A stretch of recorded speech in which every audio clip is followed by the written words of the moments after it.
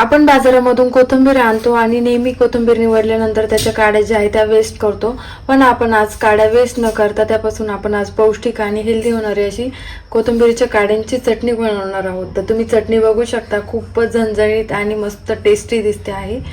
तर बघा, अशा पद्धतीने आपण आता वेळ न घालवता ही चटणी बनवायला घेणार आहोत. तर अगदी 15 मिनिटात बनते ही चटणी, काही वेळ लागत नाही या चटणी बनवायला. तर चला वेळ न घालवता आता रेसिपीला सुरुवात करूया. सर्वात पहिले आपल्याला आता ह्या काड्या 2 ते 3 पाण्याने स्वच्छ धुवून घ्यायच्या आहेत. तर चटणी बनवण्यासाठी इथे मी एक मिक्सर जार घेतलेला आहे. या ठिकाणी आपण कोथिंबीरीच्या काड्या धुवून घेतल्या तर ते सर्व ऍड करून घेऊया. कोथिंबीरीच्या काड्या मी इथे ऍड करून घेतलेल्या आहे. आपल्याला आता लसणाच्या पाकळ्या ऍड करायच्या आहेत. तर 10 ते 12 मी या ठिकाणी लसणाच्या पाकळ्या घेतलेल्या आहे. अर्धा इंच मी या ठिकाणी आलं घेतलेलं आहे. आलं ऍड करून घेऊया. 3 हिरव्या मिरच्या घेतलेल्या मी या ठिकाणी मीडियम साईजच्या. तर हिरव्या मिरची ऍड करून घ्यायची. तुम्हाला तुमच्या टेस्टनुसार तिखट कमी जास्त या ठिकाणी करू शकता. तर या ठिकाणी अर्धा वाटी मी शेंगदाणे घेतलेले. शेंगदाणे सर्वात पहिले चांगले भाजून घेतले आणि वरचे सर्व टरकल मी या ठिकाणी काढून घेतलेले, चांगले पाकडून घेतले. शेंगदाणे ऍड करून घ्यायचे. आणि इथे मी चाट मसाला घेतलेला आहे 1 चमचा. चाट मसाला ऍड करायचा आहे. चाट मसाला नसेल तुमच्याकडे तर या ठिकाणी तुम्ही आमचूर पावडर पण ऍड करू शकता. म्हणजे चटणीला चव खूप छान येते. आंबट गोड चटणी लागते या ठिकाणी. चवीनुसार आपल्याला या ठिकाणी मीठ ऍड करून घ्यायचं आहे.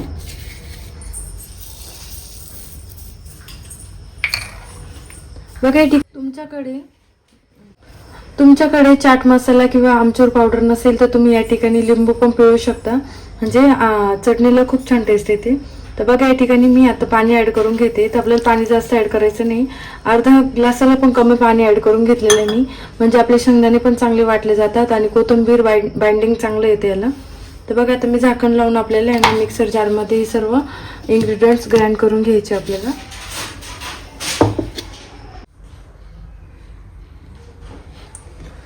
चटणी इथे मी बारीक दळून घेतलेली आहे. बघा, अशा पद्धतीने आपण चटणी बारीक दळून घ्यायची इथे. तर या ठिकाणी गरजेनुसार तुम्ही थोडं पाणी जास्त पण ऍड करू शकता दळताना. जर वाटले नाही गेलं तर या ठिकाणी पाणी ऍड करायचं. तर अशी फाईन पेस्ट होते बघा ग्रीन कलरची. तर आपण आहे ना कोथिंबीरची जुडी आणतो आणि त्याच्या वेस्ट काढा जाऊ देतो. तर त्या वेस्ट न जाऊ देता अशा प्रकारे चटणी बनवायची, खूप छान लागते. तर आपण आता चटणीसाठी तडका बनवायला घेऊया. तडका बनवण्यासाठी इथे मी तडका पॅन ठेवलेला आहे. सर्वात पहिले आपण 2 पळे तेल ऍड करून घ्यायचे. जास्त तेल ऍड नाही करायचे. चटणीचा अंदाज पाहून आपल्याला या ठिकाणी तेल घ्यायचे. जास्त तेल घेतलेलं नाही मी या ठिकाणी. 2 पळे तेल ऍड करून घेतलंय. तेल या ठिकाणी आपल्याला चांगलं कडकडीत गरम करून घ्यायचंय. तेल इथे चांगलं कडकडीत गरम झालेलं आहे. तर आपण आता या ठिकाणी मोहरी ऍड करून घेऊयात.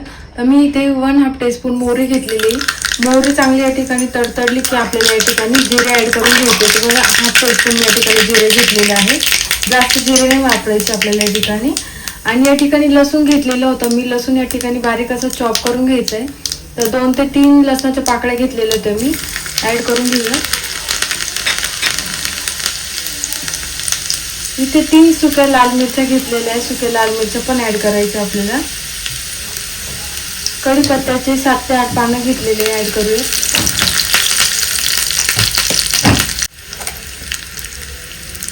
आणि इथे मी 1/2 टीस्पूनला पण कमी हिंग घेतलेला आहे. हिंग ऍड करून घ्यायचा आहे.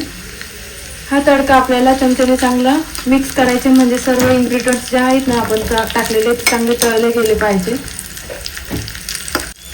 बघा, या ठिकाणी तेलामध्ये चांगले तळले गेले की आपल्याला या ठिकाणी गॅस बंद करायचा. नाहीतर मिरच्या ज्या आहेत त्या जळतं आणि कढीपत्ता पण या ठिकाणी जळतो. त्यामुळे मी या ठिकाणी गॅस बंद केलेला आहे. आपण आता चटणीवर तडका द्यायला घेऊया. इथे चटणी पण मी एका बाउलमध्ये काढून घेतलेली आहे. बघा सर्व. आपण आता तडका देऊया. तर बघा, या ठिकाणी तडका पण आपण रेडी करून घेतलेला आहे. तर चटणीवर आपल्याला अशा पद्धतीने ऍड करून घ्यायचं आहे.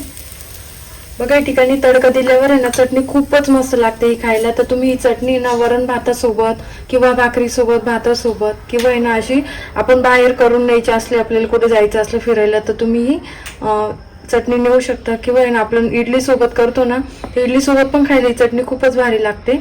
अशीच चटणी तुम्ही करा घरी नक्की. आणि करायला पण सोपी. अगदी 15 मिनिटात ही चटणी होते.